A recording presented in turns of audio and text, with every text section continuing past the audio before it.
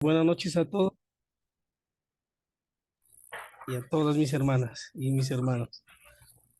Una vez más, pues qué privilegio que me da el pastor Ervin de poder compartir con ustedes este tema y pues que sea de mucha edificación para todos, como él lo dice. Y cada vez pues el Señor nos da un poquito más de esto que nos aclarará la mente y nos va a ayudar a tener bases sólidas, ¿no? Para entender realmente lo que el Señor espera de su iglesia. Hace 8 días habíamos hablado acerca de esta doctrina que se llama la doctrina del arrebatamiento, donde habían 5 personajes que de una manera sistemática fueron acuñando esta idea para convertirla en una doctrina. Entonces, habíamos hablado de la primera persona de un libro que es Manuel Díaz Lacunza, la segunda persona que es Edgar Irwin, la tercera persona que es clave y es esta señorita Margaret MacDonald. Que quiero leer qué fue lo que ella trajo a esta doctrina. Lo quiero leer o aportar otra vez para que esta enseñanza quede muy clara con lo que hasta el día de hoy pues se vive y podemos ver en las iglesias lo que sucede realmente. Entonces, esta muchacha Margaret MacDonald era una jovencita escocesa de 15 años de edad que durante una de las sesiones que profetizaron o hacía de profetización Edward Irwin, después de No, tomar mi hijo lindo. No. Siga, Osquitar, qué pena. de 1830, ella cayó en un trance y después de varias horas de visiones y profecía, y ella empezó a hablar lenguas y tuvo una visión, según ella, que vio el regreso de Cristo que ocurriría en dos fases, ¿sí? No solo en una, como nos enseñaba la teología cristiana tradicional, sino que dijo MacDonald que vendría la primera vez y visiblemente raptaría a los virtuosos y justos llenos del Espíritu en un rapto que se llamó el rapto secreto. Entonces, para ella, Cristo regresaría la segunda vez durante la tribulación del anticristo, con el rapto tradicional, para ejecutar su ira y su destrucción sobre todos los pecadores y los heréticos. Esta revelación de esta muchacha Margaret, se puede encontrar pues en su biografía, ¿sí? Y después de esta revelación, Edgar Ingrid decía que él había oído una voz del cielo dirigiéndole a predicar y enseñar sobre el rapto secreto, que es lo que tratamos de ver hasta el día de hoy. Entonces, la primera enseñanza pública del rapto secreto ocurrió en septiembre de 1830 y en un artículo de la revista The Morning Watch, publicado por el mismo Irwin, al recibir una copia escrita a mano mismo, del mismo Irwin, ¿sí? Y de la revelación que tuvo la señorita MacDonald, esta revista empezó a publicar apasionadamente esta nueva y inusual doctrina, explicando que parte de la iglesia cristiana, descrita como la de Filadelfia del Apocalipsis, ¿sí? Sería la que sería raptada para encontrarse con Cristo en el aire, y antes de la gran tribulación, y que la Odisea, o sea, la iglesia que enfrentaría al anticristo, sería dejada atrás para enfrentarlo. En cuarto, tenemos a un hombre llamado John Nelson Darby, que es el fundador y líder teólogo de la secta llamada los Hermanos Plymouth, que previamente había sido un sacerdote anglicano. Y una de las primeras contribuciones más radicales de Darby al cristianismo fundamentalista y protestante fue su afirmación que la historia del mundo estaba dividida en 7 etapas, las cuales llamó las dispensaciones, ignorando todas las evidencias científicas, al contrario, como decepciones de Satanás. Darwin decidió que el planeta Tierra y los humanos fueron creados apenas hace 7000 años y que actualmente vivimos en los 1000 años que son los últimos tiempos, o el periodo de gracia antes del fin del mundo. Es importante este tema por la enorme influencia que Darwin ha tenido sobre el cristianismo fundamentalista y el movimiento creacionista que impregna las creencias de casi 1000 millones de evangélicos alrededor del mundo, la cual ha sido importado de los Estados Unidos y es la base del tipo de evangelio que se predica en Latinoamérica, como parte de la agenda política de los Estados Unidos. Otros como Agustín, Johann de Freud y Pierre habían amañado estas ideas, pero Darwin lo empaquetó y llegó a ser reconocido como la máxima autoridad sobre la teología del dispensacionalismo y creacionismo. Habíamos dicho que Darwin dividió la historia de la Tierra o de la humanidad en 7 periodos así. El primero le llamó la dispensación de la inocencia, que eran 1000 años. El segundo de la conciencia, con 1000 años, desde la creación hasta la caída. El tercero se le llamó el gobierno humano, otra vez 1000 años, que es desde el del diluvio hasta Abraham. El cuarto se le llamó la promesa. Eran 1000 años desde Abraham hasta Moisés. La quinta, o 1000 años desde Moisés hasta el Calvario. La sexta se le llamó gracia, 1000 años desde el Calvario hasta el reino. Y la séptima, el reino, que son 1000 años, la era mesiánica de los 1000 años. Ahora bien, Darwin había escrito previamente y experimentado con la idea de un pre-rapto, pero no había logrado integrarlo a su nueva teología de las dispensaciones. Así que al enterarse del libro que Irwin había traducido de las nuevas revelaciones de la escocesa, Darwin agarró el primer tren disponible y se fue a Escocia, donde insistió que Irwin le contara todos los secretos más íntimos del rapto secreto y las visiones, y también los trances. Embullado por todo lo que descubrió y de regreso a Londres, Darby frenéticamente juntó una cantidad de versículos bíblicos que supuestamente apoyaban una nueva doctrina, que es la doctrina del rapto secreto y las dispensaciones. Y lo hizo su propio grial. Y en el año 1837 Darwin todavía predicaba y, y lo hacía sobre la tribulación normal, pero en el año 39, o sea, 1839 en adelante, Darwin empezó a predicar la doctrina del rapto secreto, que hoy en día conocemos como el dispensacionalismo.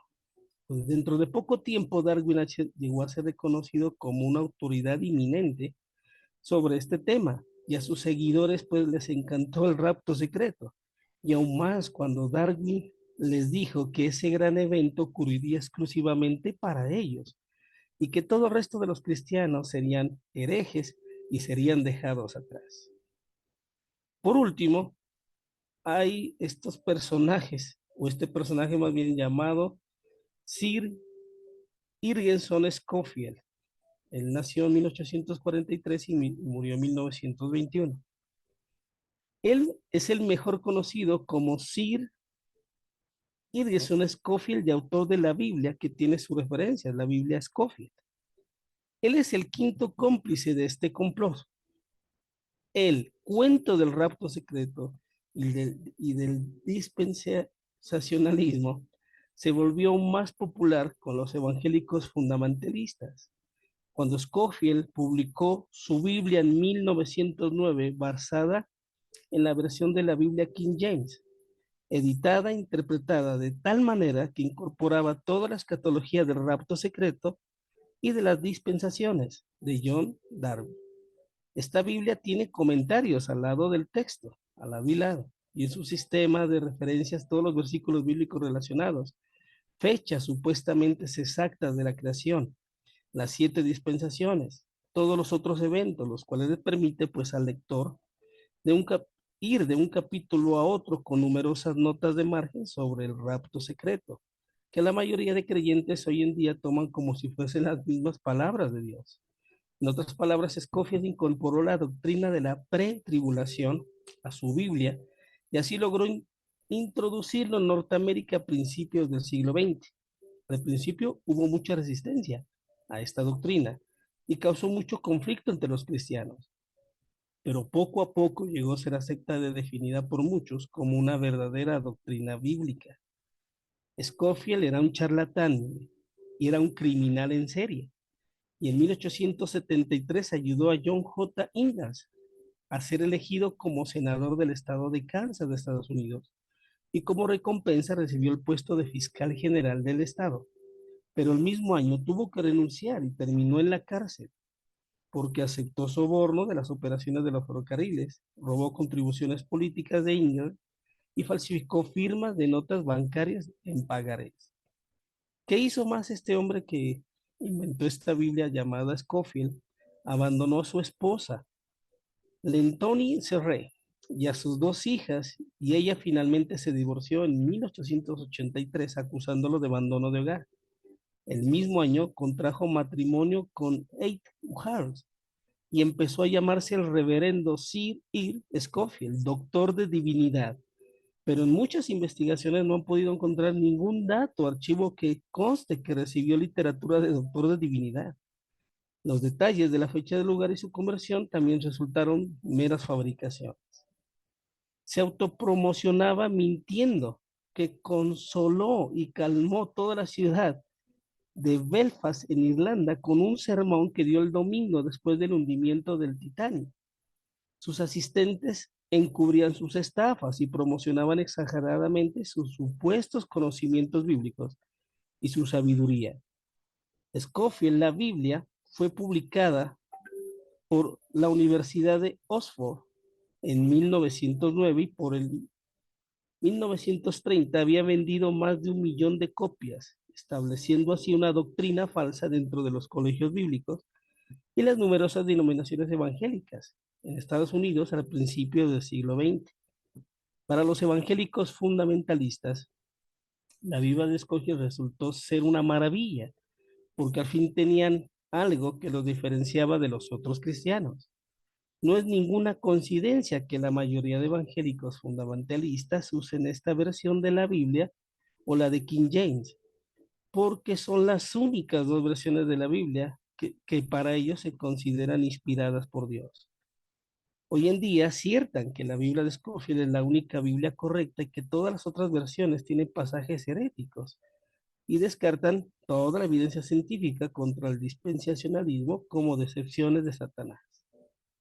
Una de las actividades más sospechosas de Scofield durante la producción de su Biblia referencial fue su visita a Londres, en Inglaterra, para conocer y consultar a Broin Foss y a Fen John Anthony, dos ingleses ocultistas y expertos polémicos, quienes fundaron varias organizaciones satánicas, por medio de la cual a menudo montaban sesiones para comunicarse con demonios.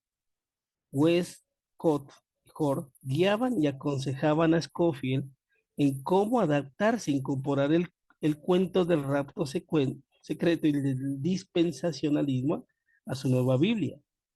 Así que las ventas de Scofield fueron espectaculares, sus regalías de derechos de autor tan enormes que no sabía qué hacer con tanto dinero, así que se lo gastó y compró propiedades en Dallas, en otras ciudades, y así como la membresía del prestigioso Club Lotus de Nueva York. ¿Qué más podemos hablar, amados? Yo creo que pues es mucho hablar de este hombre, pero yo creo que quedaría Amado en... pastor, permítame por favor intervenir en algo.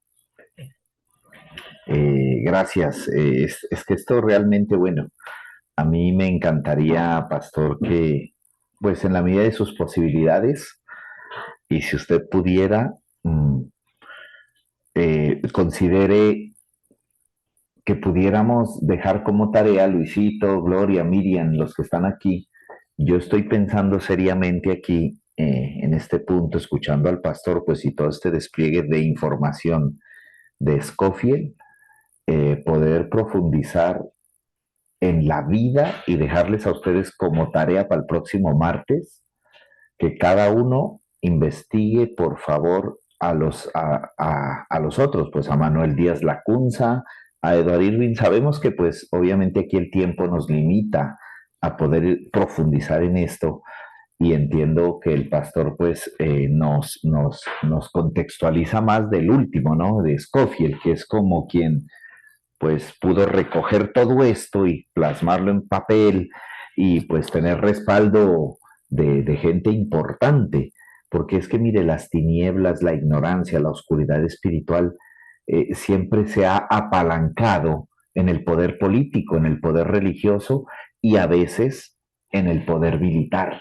para poder ser replicado en el mundo. Entonces, mi querido pastor, pues esa era como mi intervención que yo quería hacer, que pudiésemos, no sé si usted tenga ahí los datos o los podemos dejar de tarea nomás para que los estudiantes profundicen y hagan su propia investigación biográfica de todos estos tipos que están aquí a los que se les debe pues la fantasía, porque pues hoy entendemos, y déjenme que yo hable así, la fantasía del rapto, de la segunda venida y todas estas figuras escatológicas, hermanos, que mejor dicho es un parto en seco cuando uno va a hablarle a la gente de que no es así y le debemos a estos ignorantes que están aquí pues eh, y nos queda a nosotros la responsabilidad de quitar el manto de verdad que tiene esta gente, porque lo que vemos es que muchos de ellos unos delincuentes, gente que se comió unos frijoles trasnochados y pues al otro día salieron con revelaciones asombrosas. Continúa mi pastor. Sí, pastor, tiene toda la razón usted, ¿no? Porque de esto es que se trata, de investigar, de que cada uno tome esa responsabilidad.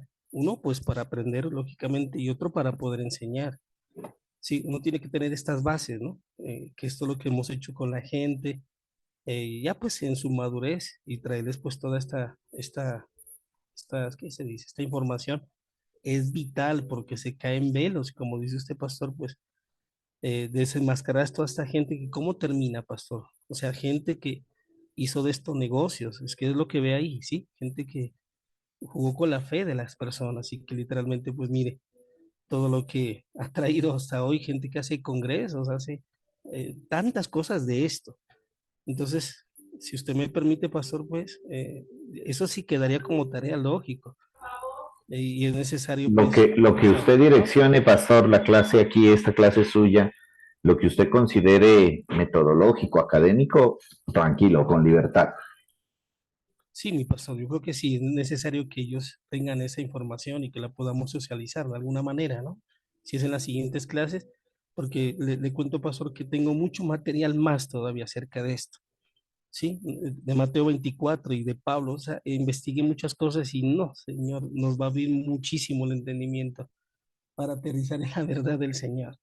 Entonces, si hay la posibilidad de socializarlo más en la siguiente Pues clase, vea, mi sería. querido pastor, me surge a mí que podríamos hacer es lo siguiente. Vamos a condensar toda esa información que usted tiene, aparte de la que nos está dando, internamente, luego de la clase, yo le voy a llamar porque me parece importante que imprimamos este material a manera de cartilla y bueno, vamos a ver cómo le hacemos. Entonces, ahorita que Sí, termine la señor. clase, conversamos. Mientras Bueno, sigue, bueno, continúe. entonces, mis amados, ya entendiendo pues la dirección de nuestro pastor y lo que hay que hacer, continuamos ahora sí pues en ese pasaje famosísimo de Mateo capítulo 24, ¿sí?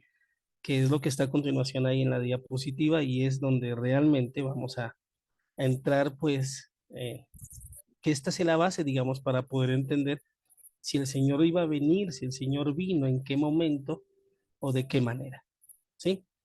En Mateo capítulo 24 vemos, ¿sí?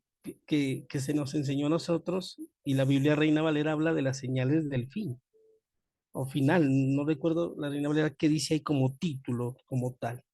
Pero cuando usted revisa, permítame, yo tengo aquí, Señales antes del fin, dice pastor ahí. es, no se olvide que esta Reina Valera también nos ayuda pues a equivocarnos en muchos puntos, porque partiendo de ahí, señales. La Biblia nunca habla de señales, sino habla de una señal.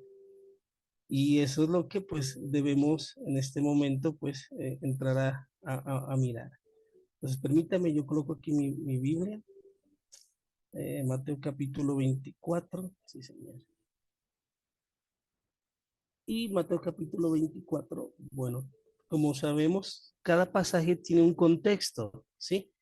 Inmediatamente interior o posteriormente inmediatamente posterior, ¿sí? O sea, ¿qué trato de decir aquí, amados? Pues cuando aprendemos un poco de teología sabemos que este texto que empieza en Mateo 24 tiene que revisarse desde mucho atrás, si es algo nuevo, si está ligado con otra conversación o bueno, qué es lo que pasaba en Mateo capítulo 24.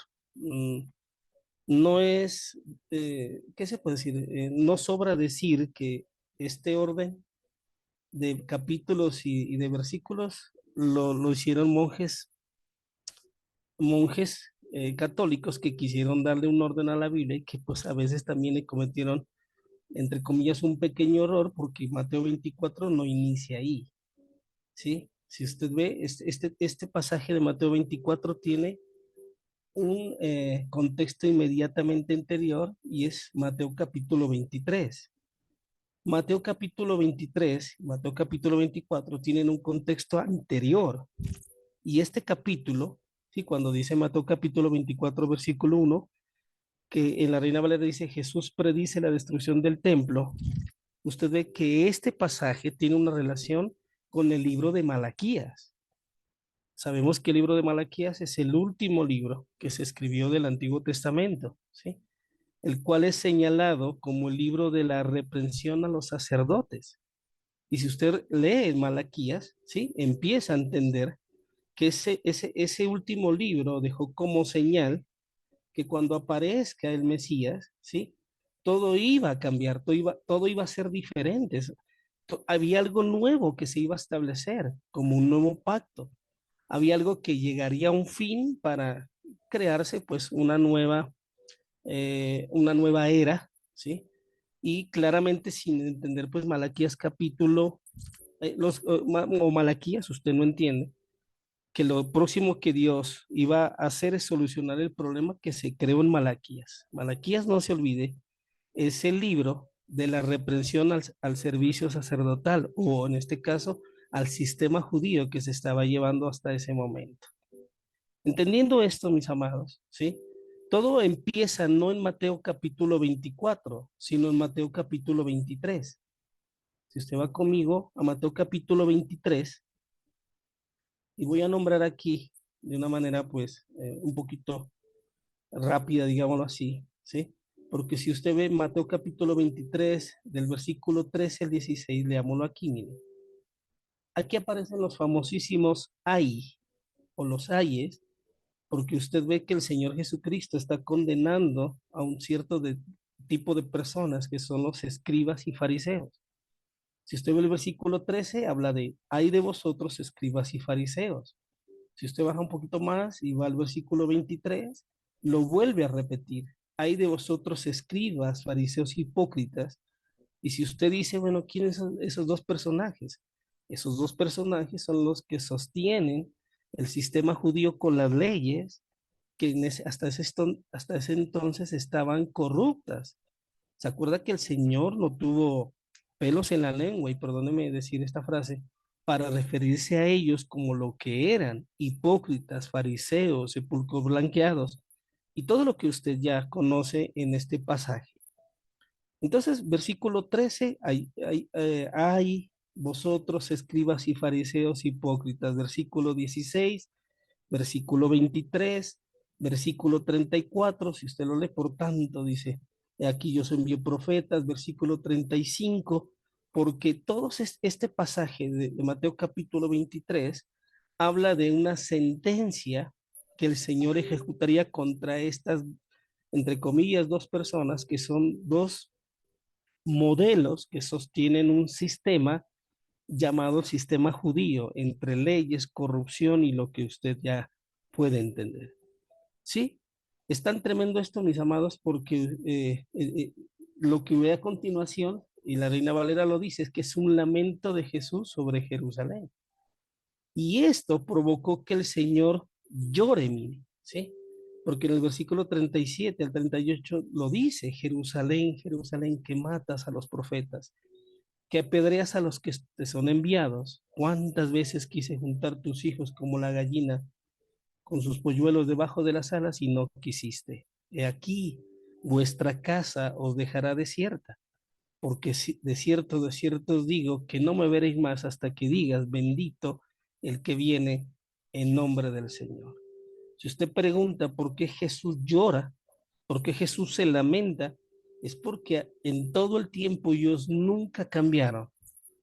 Y lo que se había profetizado sobre la venida era literalmente atraer juicios sobre este sistema que había levantado estos dos personajes corruptos que son los ¿qué? Escribas y los fariseos. Para entender un poco, amados, los ayes o los ay que ve ahí, ¿sí? Que se los hizo a los escribas y fariseos, ¿sí? Son ayes de condenación, son ayes de lamento y son ayes que traían un fin a un sistema que más adelante lo vamos a ¿qué? A comprender. Entonces Jesús llora por los líderes religiosos que siguen los pasos de los padres, ¿sí?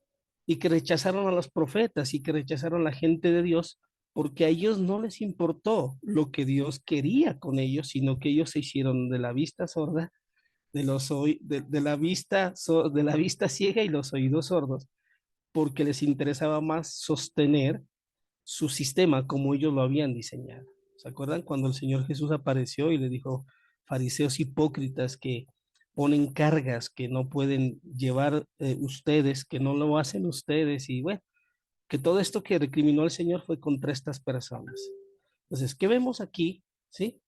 Que el resultado de esto que ve aquí, de la condenación que el Señor Jesús lanza sobre estos escribas y fariseos, y en este caso sobre Jerusalén, que lo acabamos de ver, que el versículo 38 dice que he aquí vuestra casa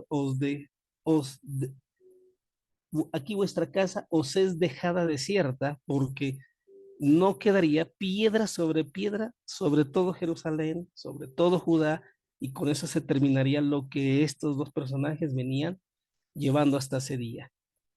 Entonces, el resultado de esto lo vemos en Mateo 23, del 35 al 36, cuando dice el versículo 36, de cierto os digo, que todo esto vendrá sobre esta generación. Esta generación son los vivos de ese momento. ¿Qué es la generación? Son los oyentes que están escuchando esta condenación del Señor Jesús. No era para otras personas, era para ellos.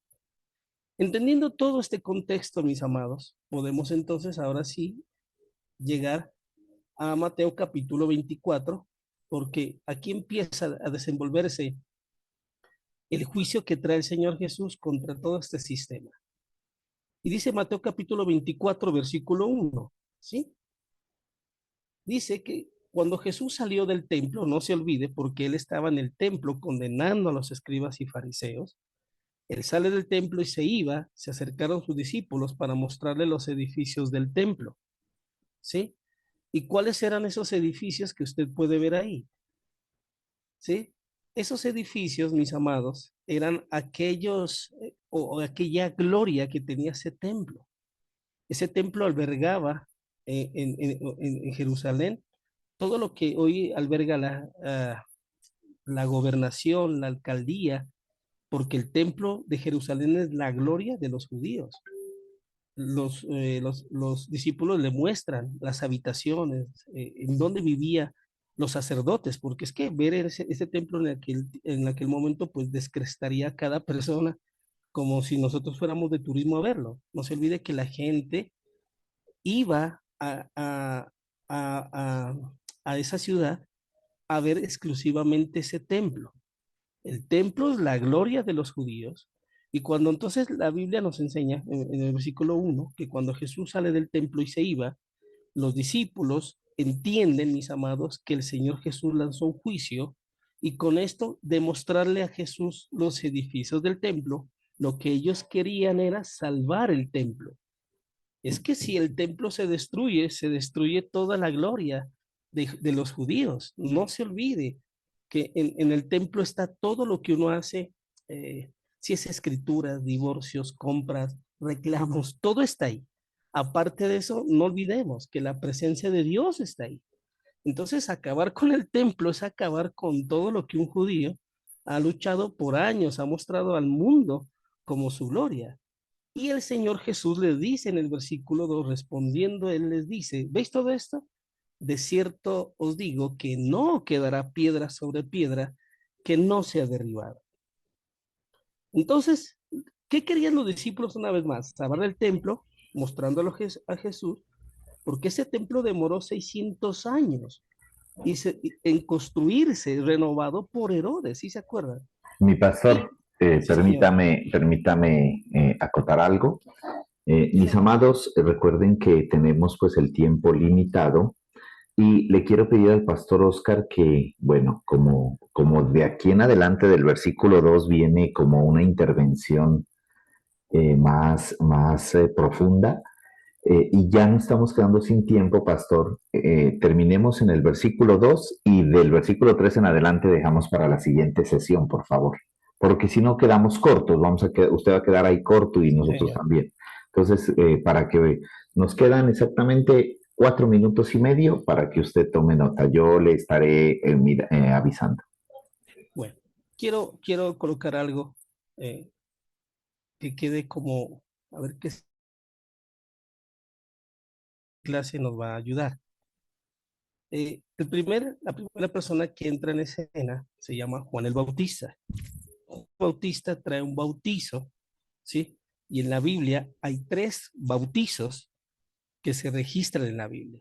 Uno es el de Juan de arrepentimiento de pecados, el segundo es el bautismo que sucedió pues en Pentecostés, y el tercero es el bautismo de juicio, que eso es lo que los discípulos entienden. En otras palabras, hasta ese instante ellos conocen que ya fueron bautizados por Juan para arrepentimiento de pecados. Hay una palabra clave ahí que en la siguiente clase pues la vamos a tomar en cuenta, pero quiero que usted tenga el conocimiento que ellos tenían. Sabían ellos que vendría un juicio. Sabían ellos que el Mesías aparecería para traer juicio, no en la primera vez, sino en la segunda vez que él vendría. ¿Sí? Y aquí hay dos palabras, pastor, ¿sí? Que son claves, que es la primera, la que ellos le preguntan, por ejemplo, me adelanto un poquito aquí, ¿no? Cuando dice el versículo 3, ¿no? Cuando dice, Señor, dinos cuándo serán estas cosas y qué señal habrá de tu venida. Esta palabra venida es la clave, que es paruxia. Esa palabra parusia que en la siguiente clase le vamos a tocar, esa es para ellos, ¿sí? Parusia es la venida del Mesías en juicio, ¿sí? Ellos saben que el Señor Jesús decretó un juicio y le preguntan a ellos, ¿cuándo será tu parusia? Sí, parusia es cuándo aparecerás a traer juicio. Pero ahí está otra palabra que es la que usa el apóstol Pablo, y es esta palabra elousia, ¿sí? Que es la venida física, perdón, que es la venida no física de un rey a su pueblo, ¿sí? Porque entendemos claramente que cuando el rey iba a algún lugar en pos de guerra, él no iba. ¿Quién iba?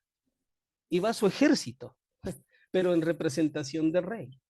Entonces, esas dos palabras las vamos a aprender en la siguiente clase. ¿Qué es parusia y qué es elousia? Para entender lo que ellos esperaban y lo que el apóstol Pablo decretó como la segunda venida, que es lo que la gente pues tiene un poquito de confusión. Entonces, quedo ahí, pastor, dejándoles también otra tarea a ellos, pastor. Y Por es que supuesto, sí, señor, siga. es necesario ver unos videos cortos que hay en YouTube acerca de la destrucción del templo de Jerusalén. Tenga la bondad, pastor, y me envía a mi WhatsApp personal y luego yo lo replicaré ahí al grupo. Sí, porque el Señor Jesús habló de eso, que no quedaría piedra sobre piedra, pero es necesario ver esos corticos videos, duran 7 minutos, a veces 10, están en YouTube. Pero ¿qué fue lo que pasó ahí en ese momento cuando se destruyó? ¿De qué manera fue destruido Jerusalén? ¿En qué tiempo fue destruido?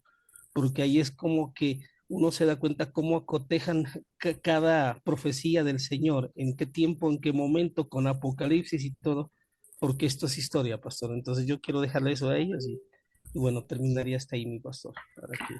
Perfecto, mi querido pastor, muchas gracias. Mis amados, ustedes saben que pues la dinámica es que ustedes puedan preguntar, pero siendo que queremos aprovechar al máximo pues este fluir que el pastor Oscar trae, por favor, Luisito, Gloria, todos, Juliet, Ferney, Miriam, eh, y los demás que escuchen el video, porque pues ustedes saben que este video lo publicamos ahí a todos los estudiantes. Entonces, si alguno de ustedes desea preguntar, por favor, allí en el grupo. Si de pronto usted quiere algo más, como más personalizado, pues envíeme, por favor, un audio con su pregunta allí y la replicaremos al pastor o miraremos la mejor manera de que ustedes entiendan. Por favor, que nadie se esté imaginando nada porque queremos es que ustedes pregunten. Un minutico nos queda, amados, entonces hasta allí dejaremos esta clase y pues como siempre, allí estamos atentos a sus inquietudes. Mis amados, feliz noche. Mañana a las 7 estaremos allí nuevamente. A las 7 de la mañana estaremos allí